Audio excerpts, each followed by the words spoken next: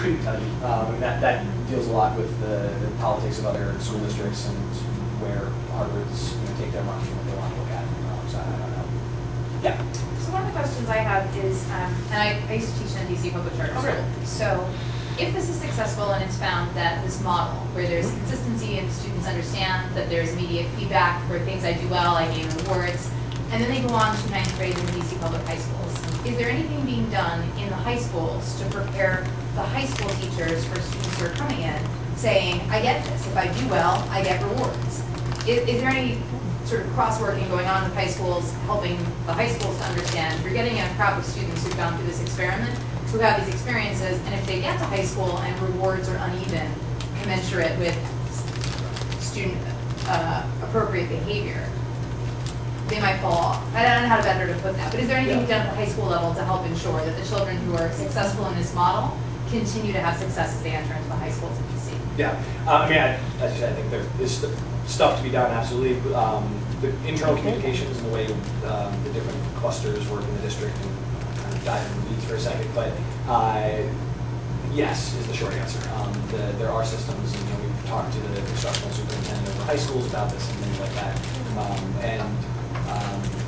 All that's to say, short answer, yes. Long answer, I'm sure we could do a whole lot more, and that's certainly some stuff we'll do over the summer as we look towards the gratuity program. Because my guess is in some of the stuff you were talking about with Dr. Brown with the consistency and averaging behavior across teachers, that makes sense for the school where the program's being implemented. But if they go into a high school and there's that same inconsistency across teachers, right, students, I would imagine, might become confused by, well, this worked last year, why am I not seeing the same rewards? Although they'll be financial, why am I not seeing success when I enact these same behaviors? Yeah, absolutely. There are two antagonizing cohorts that challenge this these incentive programs. And just to extend what my classmate was saying there, in terms of students learning, receiving these financial rewards, you said that some trust comes in and give these sessions.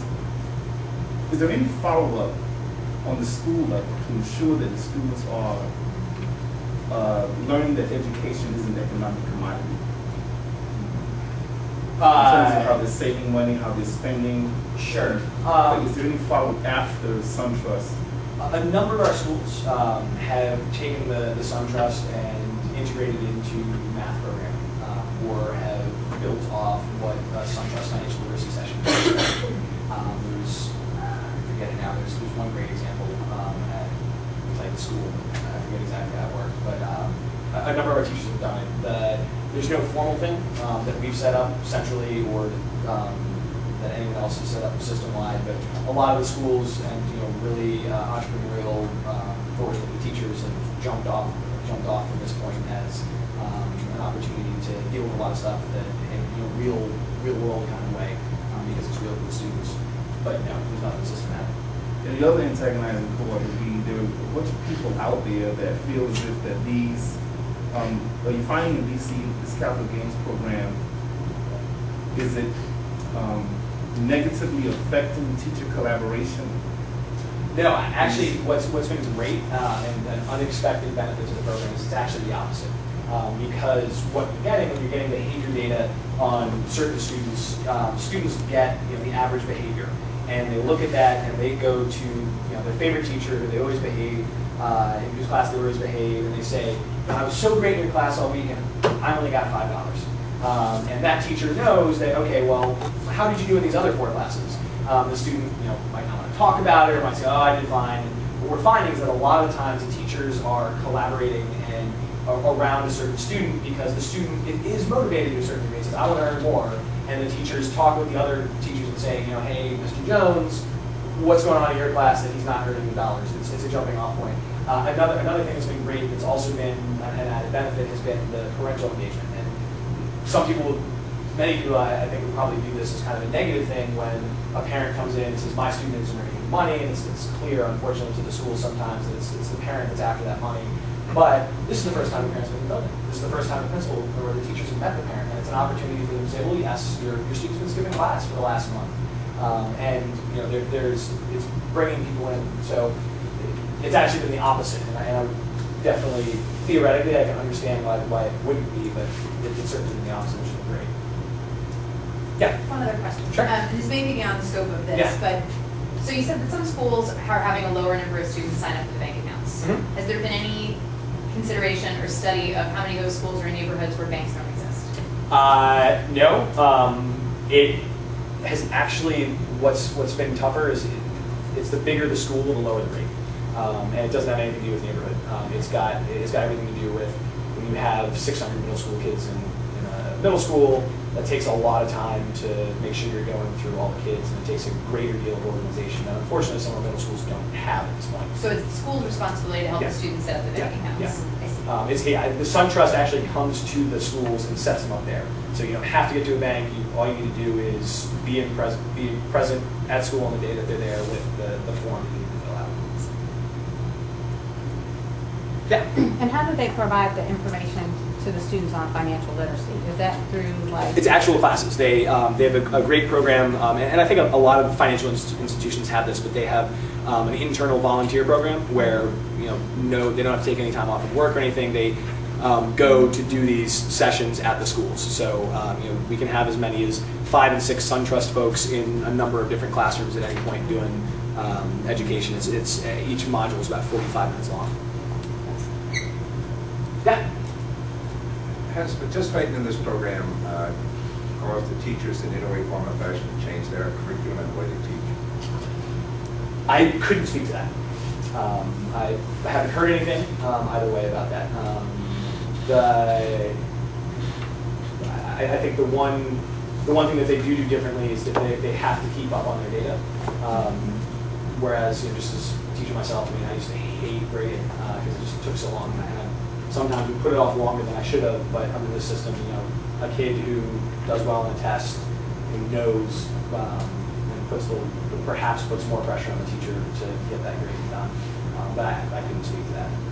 What I was thinking about is that, I'm a math teacher, former math teacher, high school math teacher. And if I were introduced to an extremely tough topic and kids couldn't do it, so I know they're not going to get me enough points. Am I going to do something different to help them get those points that I wouldn't do ordinarily? Sure. Because I want so them to potentially switching the standards or the bar on certain. Would I move the bar somehow? Yeah. Would I stay away from more difficult concepts? What would I do? Do I modify my curriculum some way like that so all the kids can be successful with it? Yeah. Any evidence they have that going on? One of the things that we did and very clearly communicated with the school at the outset is that $50 average that we were talking about.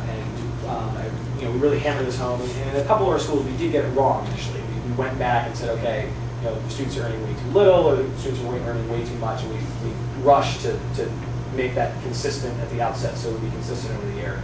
And in doing that, I think that teachers understand, well, their students aren't, not all of their students are $100 earning students. The average student will get about $50 every 2 weeks. And so I would hope that would be a pressure against any lower earning standards, but I could see how that would be a possibility. So there was discussion about kids not earning enough money. Yeah, there are a couple schools whose principals and faculty set the standards so hard that their students were coming up with very low dollars at the beginning. Yeah. Yeah.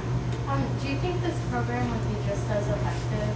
Well, you don't know how effective it is yet, but do you think it would be more reasonable to lower it from $2 to maybe something less than $1? Because then it sounds more like reasonable to install in more schools. That's more a research question for the Harvard folks and whether they would diminish the incentives there. But this was something that they came in with and said this is how, and these are the dollar amounts that we think make the most sense in the district. A lot of questions. Sorry. So when we think about, you said some of the teachers, how can we teachers understand not all of their children are $100 children? Right. So just taking that to a different context, what do you say to answer to people who say, this is ridiculous, I did fine in school and I didn't get paid money, and how dare we label children $100 children or $50 children or $30 childon? How do you respond to that? Sure, and I think that we certainly internally known has I referred to just picked on children. that because Right. you said that. No, and that was impolitic to say $100 children. One of the things about it is it's